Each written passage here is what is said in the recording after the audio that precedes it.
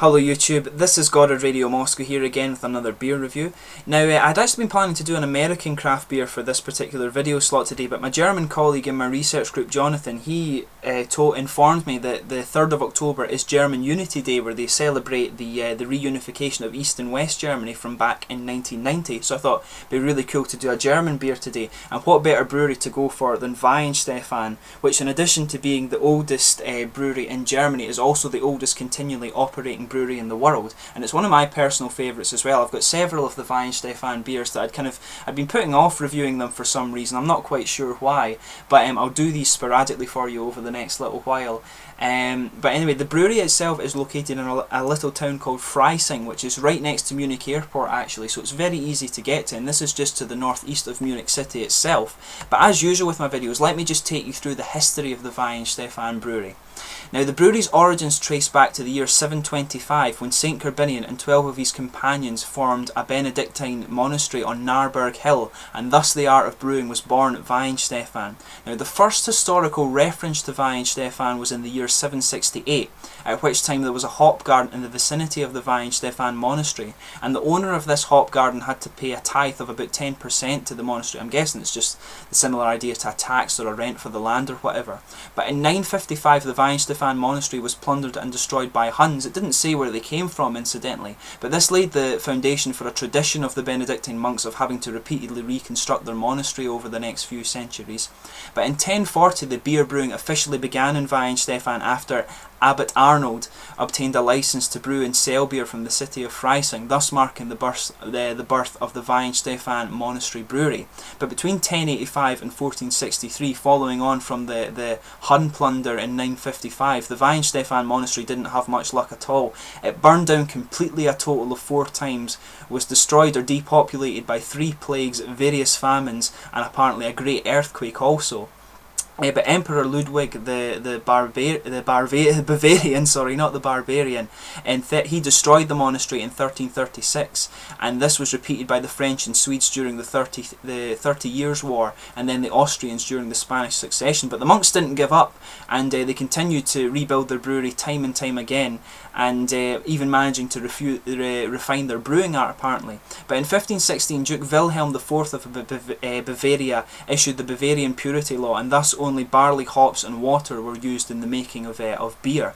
But the breweries say that this law actually had a profound effect on the way they produced their beer. But the Weihenstephan monastery was dissolved in March 1803 during the course of secularization, and the possessions of rights of the brewery were transferred to the Bavarian state. But the drinkers of the Weihenstephan beer continued to drink the beer under the secular supervision of the royal holdings in a town called Schleißheim.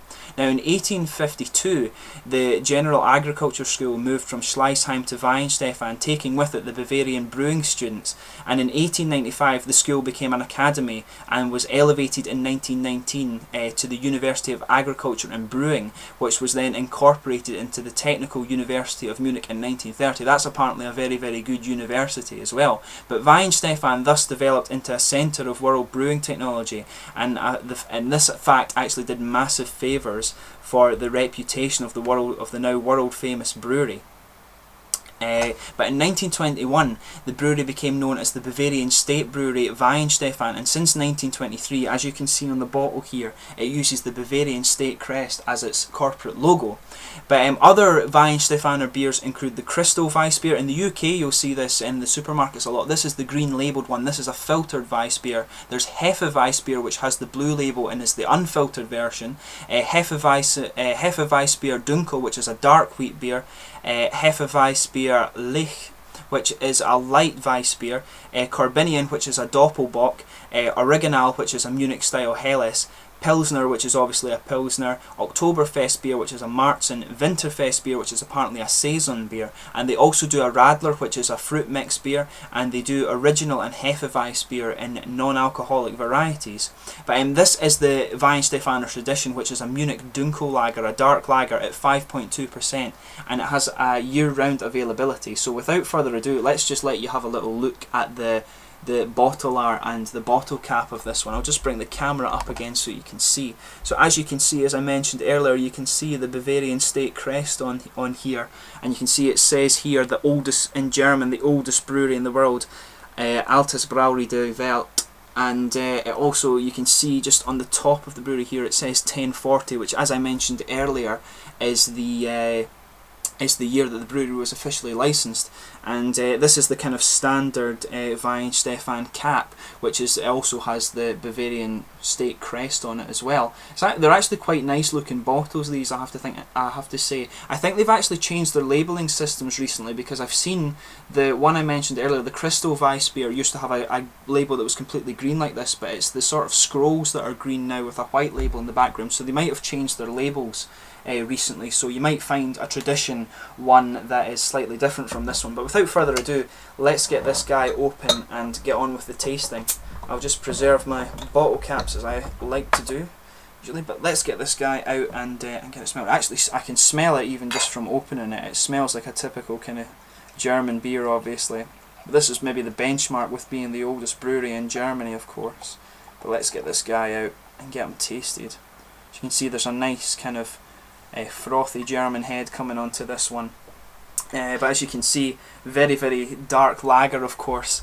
It smells really good actually, but it's a very, very dark one actually. It's a really nice kind of coppery mahogany colour. It's I've not actually seen a beer yet that's that kind of colour, to be honest. I've never tried this particular Weihenstephan, but as you can see, it's got a nice kind of two-fingered fluffy head on it. There's some bigger bubbles in there. Shining it up to the light, you're actually getting a bit of a ruby colour out of it, I have to say.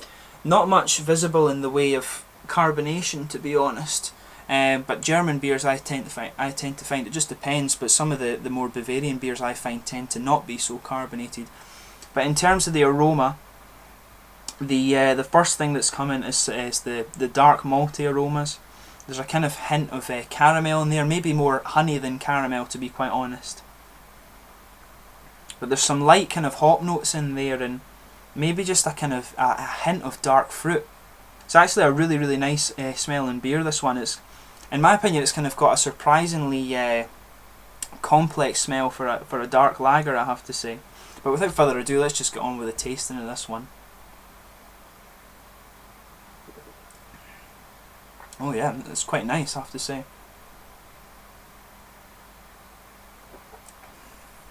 It's got a quite nice biscuity malty body, I have to say.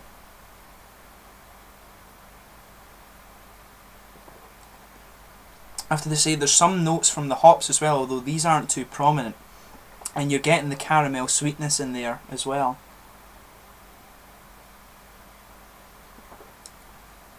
And there's a sort of nutty element in there, and I'm picking up just a little hint of the dark fruit. So it's quite cool, this one, actually, because it seems that the sort of hop bitterness kind of counters the malty sweetness quite well. It's blended really well, the flavour in this one, I have to say. But it's got I'd say the aftertaste on this one is kind of quite sweet, but it's got a slightly bitter finish to it as well. It's a really nice beer, actually. It's the first I've had from Weihenstephan that's actually not a Weiss beer, rather than a. It's the first. It's the first one I've had that's not a Weiss beer from Weihenstephan, and I'm quite impressed so far, I have to say. In terms of the mouth, I would say this is a medium-bodied beer. It's got a very, very smooth mouthfeel to it, I have to say. The carbonation on it's maybe, I'd say it's got quite low carbonation, to be honest. Like I say, it's very, very smooth. There's maybe a little bit of, I wouldn't quite say it's creamy. It's not creamy in the same way as a stout, I have to say, but obviously you wouldn't expect that. But it's got a very nice mouthfeel, like many German beers. It's very smooth. It's a nice dark beer. I mean, the good thing about German dark beers is that you can they're very, very drinkable, I have to say. This is a very, very drinkable beer, and I wouldn't hesitate to have this one again. I'm not sure if it's my favourite Weihenstephan beer, but I really love this brewery, and I'm quite glad that I've got to try this one finally. You can't really get this one in the UK. Actually, I had to order this one off the internet, beersofeurope.co.uk, if you want to try it yourself. Overall, this is a very, very nice beer. Like I say, the dark kind of malty sweetness is very well balanced by the hops in this one. It's medium bodied. It's a good drinking beer as well, which is typical of German beers. A lot of them are very drinkable. They've got the very smooth mouthfeel. I really enjoy my German beers, and there will be more German beer reviews to come. But anyway, thanks for watching my beer reviews again. I'll be back with that American craft beer that I talked about tomorrow. I'll be back with that particular review. But please let me know your own thoughts on the Weihenstephan Brewery and indeed this particular beer itself if you've tried it. But thanks again for watching my beer reviews, and I will be back tomorrow with another one. Cheers.